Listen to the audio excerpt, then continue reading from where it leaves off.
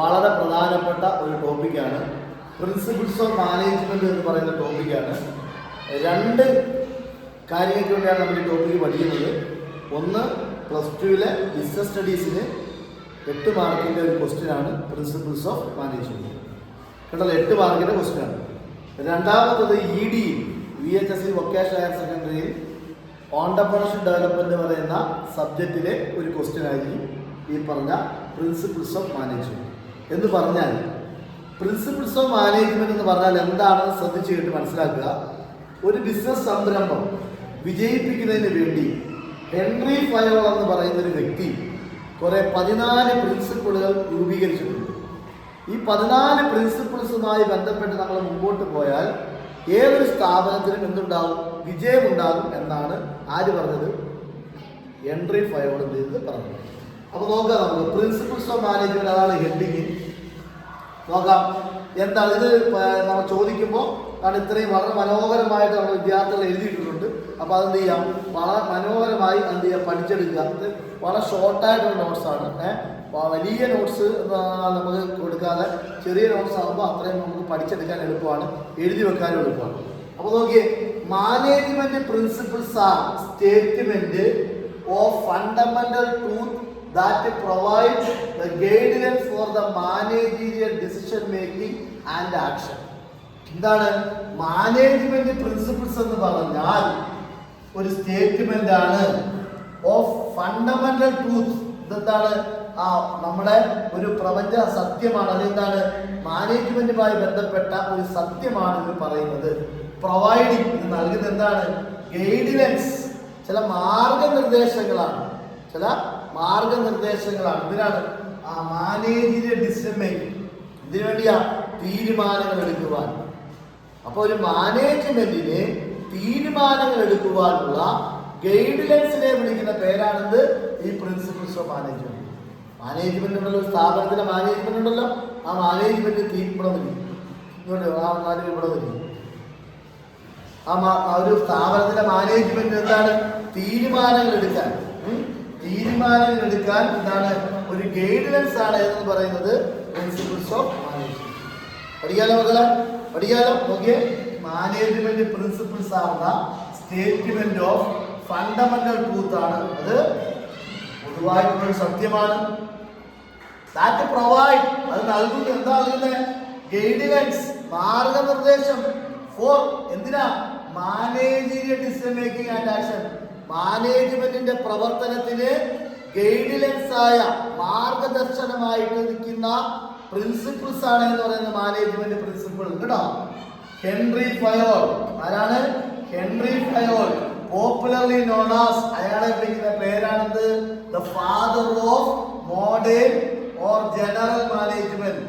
Modern മാനേജ്മെന്റിന്റെ അല്ലെങ്കിൽ general മാനേജ്മെന്റിന്റെ പിതാവ് ആരാണെന്ന് ചോദിച്ചാൽ ആരാണ്? ഹെൻറി ഫയോളാണ്. അദ്ദേഹമാണ് ഈ പ്രിൻസിപ്പിൾ എഴുതിയിട്ടിരിക്കുന്നത്.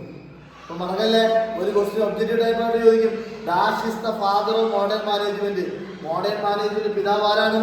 Henry Fayol. ഇനി സയന്റിഫിക് മാനേജ്മെന്റ് പിതാവ് അറിയാൻ ആരാ? FW Taylor. കേട്ടല്ലോ. അപ്പൊ മോഡേൺ മാനേജ്മെന്റ് പിതാവ് ആരാണ്? ഹെൻറി ഫയോൾ ആണ്. Henri Fayol popularly known as father of എന്താണ്? ആ modern or general management. General മാനേജ്മെന്റിന്റെ, മോഡേൺ മാനേജ്മെന്റിന്റെ ഫാദർ ആണ് ആരെന്ന് പറയുന്നത്? Henri Fayol. ഡിസ്ക്രൈബ്, അയാൾ പറഞ്ഞെന്താണ്?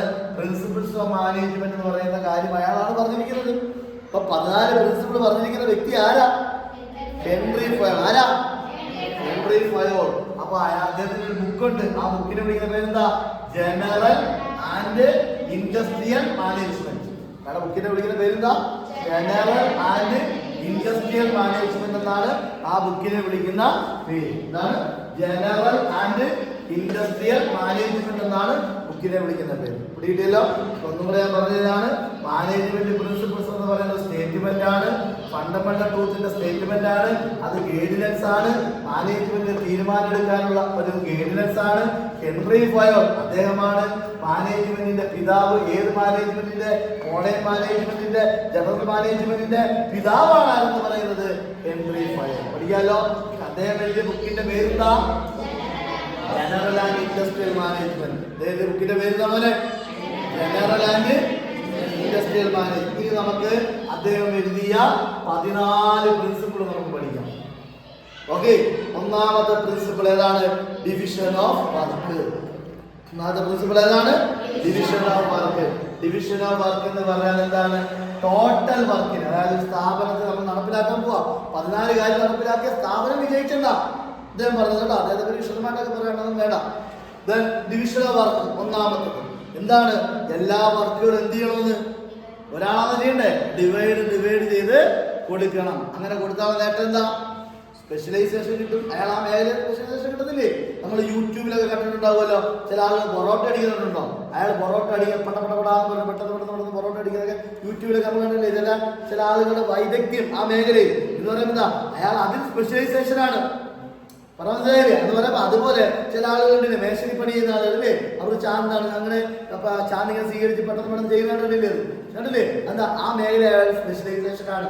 അതേപോലെ തന്നെ ഏതെങ്കിലും ടോട്ടൽ വർക്കുകളെ, ഒരു സ്ഥാപനത്തിലെ മുഴുവൻ വർക്കുകളെ total work should be divide ചെയ്ത് കൊടുക്കണം ഡിഫറെന്റ് എംപ്ലോയീസ്, ഓരോ തൊഴിലാളികൾക്കും. അത് ഇൻക്രീസ് എന്ത് വർദ്ധിപ്പിക്കും? The efficiency of the individual, വ്യക്തികളുടെ കാര്യക്ഷമത വർദ്ധിക്കത്തില്ല. ഇപ്പൊ നമ്മളൊരു 10 ആളുണ്ട്, 10 പേർക്ക് 10 ജോലി ഡിവൈഡ് ചെയ്ത് കൊടുത്തു കഴിഞ്ഞാൽ ആ ജോലി കേന്ദ്രീകരിച്ചാൽ പോലെ. അപ്പൊ അയാൾക്ക് എന്താണ്? ആ മേഖലയിൽ നല്ല സ്പെഷ്യലൈസേഷൻ കിട്ടുന്നില്ലേ? അല്ലയോ? ഞാൻ പറഞ്ഞ ഹോട്ടലിന്റെ കാര്യം ഞാൻ പറഞ്ഞില്ലേ? ഹോട്ടലിൽ എന്താണ്? പൊറോട്ട അടിക്കുന്ന ആൾക്ക് എന്താണ്? അത് മാത്രം സ്പെഷ്യലൈസേഷൻ മതി. ചായ അടിക്കുന്നത് ചായ അടിക്കൊണ്ടിരിക്കും അല്ലേ?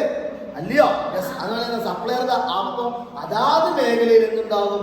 എഫിഷ്യൻസി ഉണ്ടാകും. മനസ്സിലായോ? അപ്പൊ അതാണ് ഒന്നാമത്തെ പോയിന്റ്, ഡിവിഷൻ ഓഫ് വർക്ക്. ഒന്ന് മറക്കല്ലേ?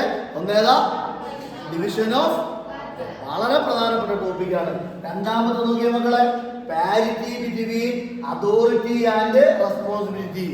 അതോറിറ്റി എന്ന് പറഞ്ഞാൽ എന്താ പറയാ? അധികാരം. റെസ്പോൺസിബിലിറ്റി എന്താണ്? ഉത്തരവാദിത്വം.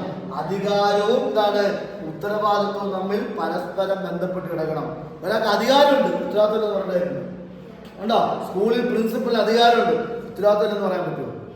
അധികാരം ഉണ്ടെങ്കിൽ എന്തുണ്ടാവണം? ഉത്തരവാദിത്വം. അതാണ് നോക്കിയ ദിസ് പ്രിൻസിപ്പിൾ സ്റ്റേറ്റ് ദാറ്റ്, ഈ പ്രിൻസിപ്പിൾ പറയുന്നത് അതോറിറ്റി ആൻഡ് റെസ്പോൺസിബിലിറ്റി, അധികാരവും ഉത്തരവാദിത്വവും ആർ കോ-എക്സിസ്റ്റിംഗ്, പരസ്പരം ബന്ധപ്പെട്ട് കിടക്കണം. പിടിയോ? അധികാരം ഉത്തരവാദിത്വം പരസ്പരം എന്താണ്? എക്സിസ്റ്റ് ചെയ്യണം, കോ-എക്സിസ്റ്റ് ചെയ്യണം, പരസ്പരം എന്തുണ്ടാവണം? ഒരാൾ അധികാരമുണ്ട്, ഉത്തരവാദിത്വമില്ല, പറ്റുമോ? ഉത്തരവാദിത്വമുണ്ട്, അധികാരമില്ല, പറ്റുമോ? ഇല്ല. അതാ നോക്കിയേ, ദിസ് പ്രിൻസിപ്പിൾ സ്റ്റേറ്റ് ദാറ്റ്, ഈ പ്രിൻസിപ്പിൾ പറയുന്നത് അതോറിറ്റി അധികാരം ആൻഡ് റെസ്പോൺസിബിലിറ്റി ഉത്തരവാദിത്വം ആർ കോ-എക്സിസ്റ്റിംഗ്, പരസ്പരം ബന്ധപ്പെട്ട് കിടക്കണം. പിടിയോ? ഒന്നേതാണ്? രണ്ടെന്താണ്? Parity between authority and responsibility. 3 നോക്കിയേ, ഡിസിപ്ലിൻ. സ്ഥാപനത്തിൽ എന്തുണ്ടാകണം? ഡിസിപ്ലിൻ എന്ന് പറഞ്ഞാൽ അനുസരണ ഉണ്ടാകണം. ആരനുസരിക്കണം?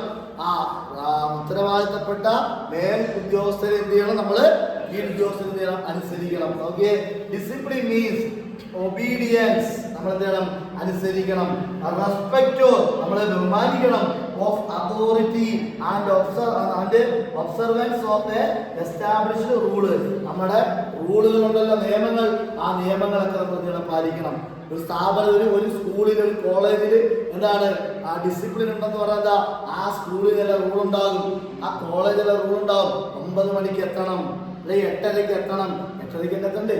അല്ലെങ്കിൽ നമ്മൾ എന്താ പറയുക? ഡിസിപ്ലിൻ ഇല്ലെന്നല്ലേ പറയാനുള്ളൂ. അതാണ് പറഞ്ഞ റൂളുകൾ കൃത്യമായി പാലിക്കപ്പെടണം. നോക്കിയേ, ഡിസിപ്ലിൻ എന്ന് പറഞ്ഞാൽ നമ്മൾ എന്താണ്?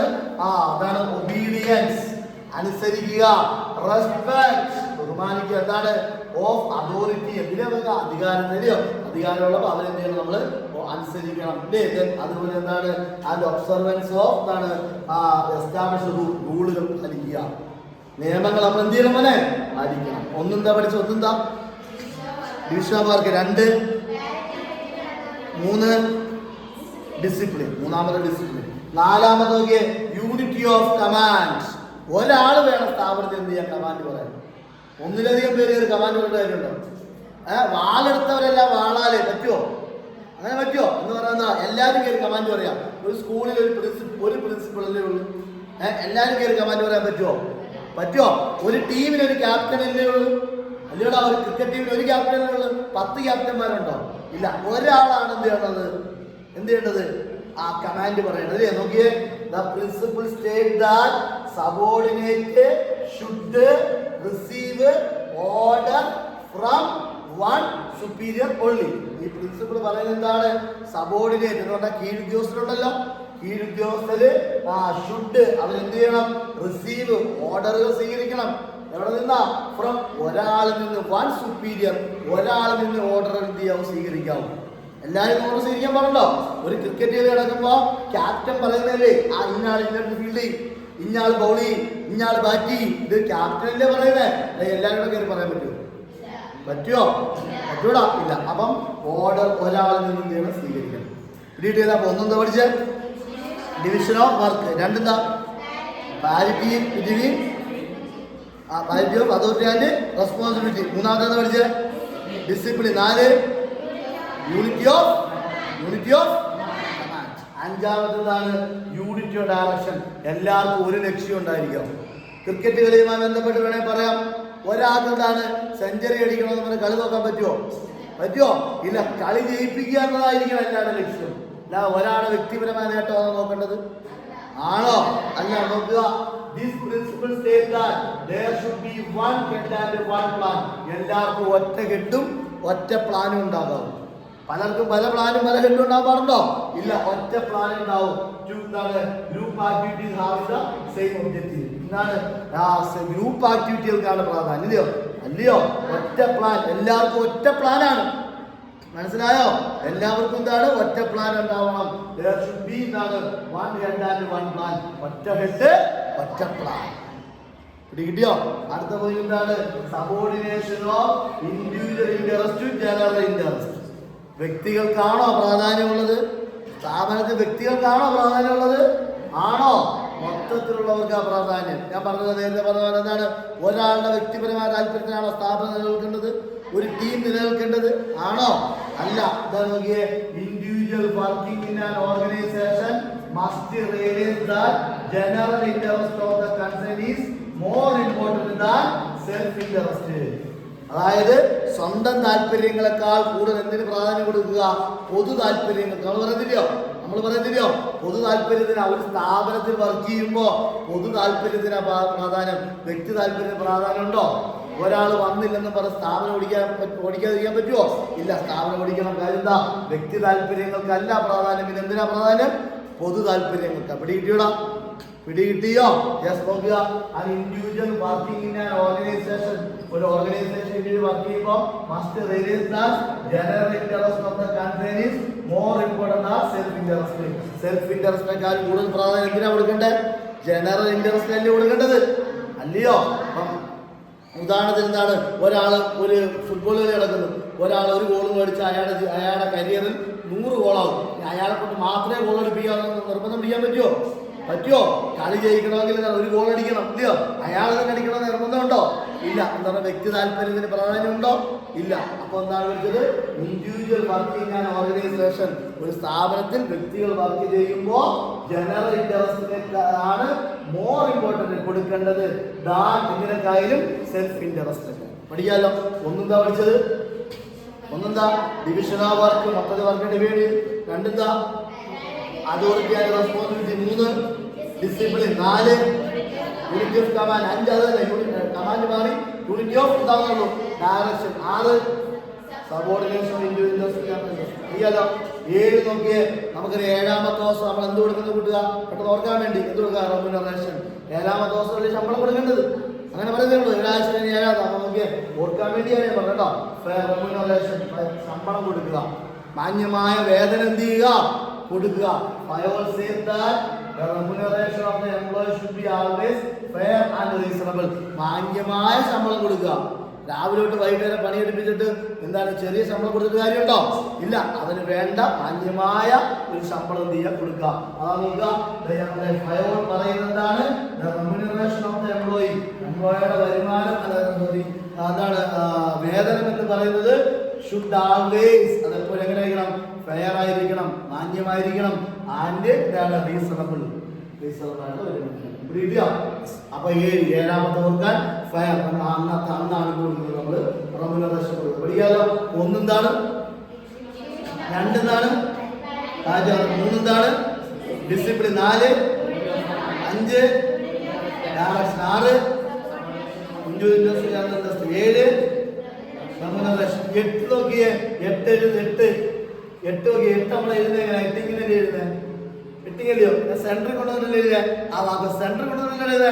അപ്പൊ ഓർക്കാ സെൻട്രലൈസേഷൻ. 8 എഴുതുന്നത് എങ്ങനെ? നമ്മൾ എങ്ങനെ എഴുതിയാണ് ഇല്ലയോ? ഓർക്കാൻ വേണ്ടി പറഞ്ഞത് 8 സെൻട്രലൈസേഷൻ. സെൻട്രലൈസേഷൻ എന്ന് പറഞ്ഞാൽ എന്താ അറിയോ?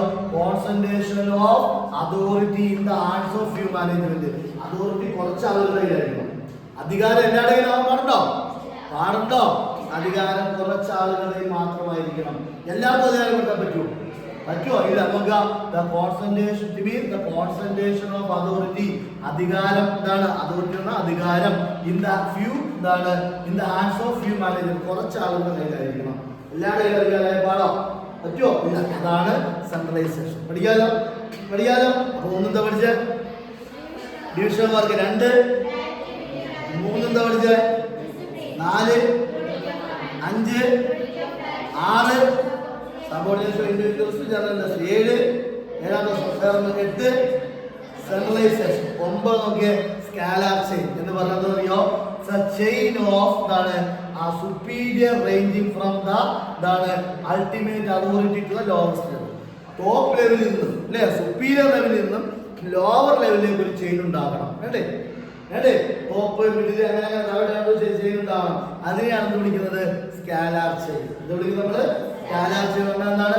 ടോപ്പിൽ നിന്നും താഴോട്ട് ഉണ്ടാവണം ഒരു ചെയിൻ ഉണ്ടാകണം. അതാണിത് സ്കാലാർ ചെയിൻ കേട്ടോ. Scalar chain. ഈ സ്കാലാർ ചെയിനെ ബന്ധിപ്പിക്കുന്ന ഒരു വഴി വിളിക്കുന്നത് ഗ്യാങ് പ്ലാൻ എന്നൊക്കെ വിളിക്കും കേട്ടോ. ഗ്യാങ് പ്ലാൻ എന്ന് വിളിക്കും കേട്ടോ. അത് നമ്മൾ പിന്നെ പഠിക്കാം. ഗ്യാങ് പ്ലാൻ വിശദമായിട്ട് സ്കാലാർ ചെയിൻ പഠിക്കാം. അപ്പൊ സ്കാലാർ ചെയിൻ എന്ന് പറയുന്നത് എന്താണ്? ചെയിൻ ഓഫ് എന്താണ്? Chain of superior ranging from the ultimate authority to the lowest level. Top ലെവലിൽ നിന്നും ലോവർ ലെവലിലേക്കുള്ള ആ ചെയിനെ വിളിക്കുന്ന പേരാണ് പറയുന്നത് എന്ത് വിളിക്കൂടാ? Scalar chain. അടുത്ത് നോക്കിയേ 10ാമത്തെ ദിവസം നമ്മൾ ഓർഡർ ആക്കിയതെല്ലാം 10ാമത്തെ ദിവസം നമുക്ക് എന്താക്കി വെക്കാം? ഓർഡർ ആക്കാം. എല്ലാം നമ്മള് ക്യാമ്പ് കഴിഞ്ഞ് 10 എന്താണ് അവധിയെല്ലാം കഴിഞ്ഞ് 10 ദിവസം നമ്മളെല്ലാം ഓർഡർ ആക്കി വെക്കുകയും ചെയ്യുന്നത്. അങ്ങനെ ഓർത്താൽ മതി. 10 order. The principles of order എന്ന് പറയുന്നതാണ് the right man in the right job. ശരിയായ വ്യക്തിക്ക് എന്ത് കൊടുക്കണോടാ? ശരിയായ ജോലി കൊടുക്കണ്ടേ? ഒരു 10ാം ക്ലാസ് പഠിച്ചു കഴിഞ്ഞ് വന്നവന് ആ 10ാം ക്ലാസ് ലെവലിലെ ജോലിയിൽ കൊടുക്കേണ്ടത്, +2 പഠിച്ചു കഴിഞ്ഞ് വരുന്നവന് +2 പഠിച്ച ജോലിയിൽ കൊടുക്കേണ്ടത്, ഡിഗ്രി പഠിച്ചു കഴിഞ്ഞ് വരുന്നവന് ഡിഗ്രി പഠിച്ച ജോലിയിൽ കൊടുക്കേണ്ടത്, അക്കൗണ്ടന്റിന് ജോലിയിൽ കൊടുക്കേണ്ടത്. അതാ നോക്കുക. പ്രിൻസിപ്പിൾസ് ഓഫ് ഓർഡർ എന്ന് പറഞ്ഞാൽ റൈറ്റ് മാനിന് റൈറ്റ് ജോബ്, ശരിയായ വ്യക്തിക്ക് ശരിയായ ജോലി കൊടുക്കുക. And right material in the right place. ശരിയായ പ്രോഡക്റ്റുകൾ ശരിയായ സ്ഥലം. അല്ലേതാണ് ശരിയായ മെറ്റീരിയൽ വസ്തുക്കളുണ്ടല്ലോ. ഒരു നമ്മൾ വീട്ടിൽ തന്നെ ചെരുപ്പിട് എവിടെയാണ്? വീട്ടിനകത്താണ് കൊണ്ടുവെക്കുന്നത് ആണോ? എവിടെ? റൈറ്റ് മെറ്റീരിയൽ റൈറ്റ് പ്ലേസിലല്ലേ വെക്കുന്നത്. കയറി പോകുന്നിടത്ത് വാതിലാണ് നമ്മൾ എന്ത് വെക്കുന്നത്? ചെരുപ്പിടുന്നത് ഇല്ലയോ? അതുപോലെ തന്നെ എല്ലാ സാധനങ്ങളും അതിൻ്റെതായ സ്ഥലത്ത് തന്നെ എന്ത് ചെയ്യുക? വെക്കുക. പിടികിട്ടിയോ? അതാണ് 10. 11ാമത് പഠിക്കട്ടെ. ഇക്വിറ്റി എന്ന് പറയുന്നതാണ് ജസ്റ്റിസ് ആയിരിക്കണം. സ്ഥാപനം എന്താവണം? ജസ്റ്റിസ് ആവണം എന്ന് പറയുന്നതാണ് എല്ലാവരും എന്താണ്? നീതിപരമായിട്ട് പെരുമാറണം. പിടികിട്ടിയോ? എന്താണ് equity? Means justice and kindness. The principle suggest that fair justice treatment is an assumed to എന്താണ് പീപ്പിൾ ഇൻ സിമിലർ പൊസിഷൻ. ഒരേ പൊസിഷനുള്ളവരോട് നമ്മൾ ഒരുപോലെ തന്നെ ഇടപെടണം. പിടികിട്ടിയോ? അല്ലാതെ ഒരാളോട് ഒരു നീതി വേറൊരാളോട് വേറെ നീതി പറ്റുമോ? എല്ലാവരോടും തുല്യരായി ഇടപെടണം. ഒരേ പൊസിഷനിൽ ഇരിക്കുന്നവരോട് എല്ലാവരോടും ഒരുപോലെ തന്നെ കേട്ടോ. ഒരുപോലെ പെരുമാറണം. അതാണ് ഇക്വിറ്റി. അടുത്തോക്കിയ പോലെ 12ാമത്തെ എന്താണ്? സ്റ്റെബിലിറ്റി. ഫയോൾ പറയുന്നതാണ് management and worker should not be shifted from their position frequently.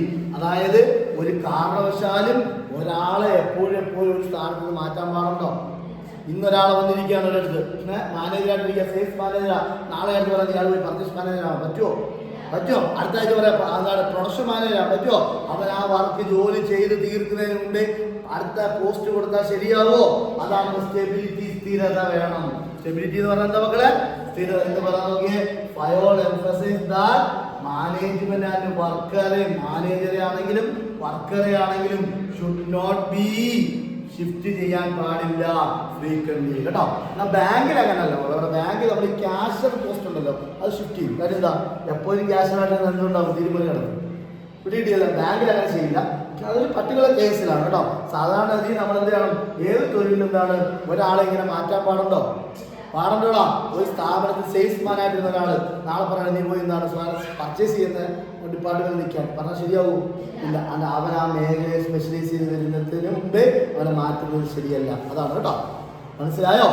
അടുത്ത പോയി ഒരാള് ഇനിഷ്യേറ്റീവ് എന്ന് പറയുന്നതാണ്. അവനെ നമ്മൾ കൂടുതൽ പ്രോത്സാഹിപ്പിക്കണം. ഇനിഷ്യേറ്റീവ് ചെയ്യണം. Initiative implies that the power of thinking out and executing the plan. പ്ലാനുകൾ കൂടുതൽ നടപ്പിലാക്കാൻ വേണ്ടിയുള്ള എല്ലാ പരിപാടികളും നമ്മൾ ചെയ്തു കൊടുക്കണം. അവനെ പ്രോത്സാഹിപ്പിക്കണം. കൂടുതൽ എന്ത് ചെയ്യണം? അവനെ പ്ലാൻ നടപ്പിലാക്കാൻ വേണ്ടി സംവിധാനം ചെയ്യണം കേട്ടോ. അടുത്ത പോയി നോക്കിയേ. എന്തൊക്കെ ഒന്നെന്ന് പഠിച്ച ഒന്നെന്താ ഡിവിഷൻ ഓഫ് വർക്ക്, രണ്ടെന്തോ പാറ്റ് of authority and responsibility, 3 discipline, 4 unity of command, 5 unity of direction, 6 subordination, 7 fair remuneration, 8 centralisation, 9 സ്റ്റാലാസിൽ, 10 11 12 13 ഇനിഷ്യേറ്റീവ്, 14 നോക്കിയേ എസ്പിരിറ്റി ഡി കോസ് എന്ന് പറഞ്ഞാൽ നമ്മൾ പറയത്തില്ലയോ യൂണിയൻ സ്ട്രെങ്ത്, ഐക്യമധ്യ മഹാബലം. ഒന്നിച്ചിരുന്ന നേട്ടമല്ലയോ? അടികൂടി നിന്നിട്ട് കാര്യമുണ്ടോ? എല്ലാവരും ചേർന്ന് നിൽക്കുമ്പോഴല്ലേ അതിന് എന്തുണ്ടാവത്തുള്ളൂ? അതിന് വിജയം ഉണ്ടാവത്തുള്ളൂ. എല്ലാവരും സ്ഥാപനത്തിൽ എല്ലാവരും ഇടിക്കുക, സ്ഥാപനം പൊളിഞ്ഞു പോത്തില്ലയോ? ഒരു ക്രിക്കറ്റ് ടീം പരസ്പരം തമ്മിൽ ഇടിക്കുക, ക്രിക്കറ്റ് കളി ജയിക്കോ? ഇല്ല. അതാണ് യൂണിയൻ സ്ട്രെങ്ത്, ഐക്യമധ്യ മഹാബലം. മനസ്സിലായല്ലോ? എന്താണ്? Manager must try to think level എന്താണ് best to evolve harmony among the workers. ഇല്ലയോ? അത് വർക്കേഴ്സിന്റെ നിന്നുണ്ടാക്കുക, ഒരു ഹാർമണി ഉണ്ടാക്കുക, സൗഹൃദം ഉണ്ടാക്കിയെടുക്കുക. ആൻഡ് ഫോർ എന്റർപ്രൈസിന്റെ കോപ്പറേറ്റീവ് സ്പിരിറ്റ്, ആളുകൾക്കിടെ നിന്നുണ്ടാക്കുക ഒരു കോപ്പറേറ്റീവ് സ്പിരിറ്റ് ഉണ്ടാക്കിയെടുക്കുക എന്ന് പറഞ്ഞാൽ ഒരു സഹകരണം ഉണ്ടാക്കുക കേട്ടോ. ഈ എക്സ്പ്ലെയിൻ ചെയ്യാൻ പറ്റാത്തവരാണെങ്കിൽ എന്ത് ചെയ്യാൻ മതി? യൂണിയൻ സ്ട്രെങ്ത് എഴുതിയാൽ മനസ്സിലാവും കേട്ടോ. ഐക്യമധ്യ മഹാബലം അങ്ങനെ എഴുതി വെച്ചാൽ കിട്ടും കേട്ടോ. മാർക്ക് കിട്ടും. ഇതാണ് okay. Manager must fairly the level of എന്താണ് to innovate the harmony among the വർക്കേഴ്സിനിടെ ഉണ്ടാക്കുക, നല്ല സൗഹൃദം ഉണ്ടാക്കുക. പിടിയിട്ടിയല്ലോ? നല്ല സൗഹൃദം ഉണ്ടാക്കുക. പിന്നെ അവർക്കിടയിൽ ഉണ്ടാകുക കോപ്പറേറ്റീവ് സ്പിരിറ്റ് ഉണ്ടാക്കുക കേട്ടോ. സൗഹൃദ സ്പിരിറ്റ് എന്ന് പറഞ്ഞാൽ അവരൊന്നാണ്, ഒറ്റക്കെട്ടാണ്, ഞങ്ങൾ ഒന്നാണ് എന്നുള്ള ചിന്ത ഉണ്ടാക്കിയെടുക്കുക. ഇനി ഇത് എഴുതാൻ പറ്റാത്ത എന്ത് ചോദിച്ചാൽ മതി? യൂണിയൻ, ഐക്യമധ്യ മഹാബലം. പിടികിട്ടിയോ? ഒന്നെന്താണ്? ആരാണ് ഹെൻറി ഫയോൾ? ഫാദർ ഓഫ് മാനേജ്മെന്റിന്റെ പിതാവാണ് ആര്? Henry Fayol. അദ്ദേഹത്തിന്റെ ബുക്കിന്റെ പേരെന്താ? ഒന്നാമത്തെ എന്താണ്? ഒന്നാമത്തെ ഏതാ? ഒന്നാമതേതും മൂന്നാമത്തെ എന്താ? ഡിസിപ്ലിൻ. 4 5 6 7 8 9 10 11 12 13 14 പ്രിൻസിപ്പൾ. മനസ്സിലായല്ലോ?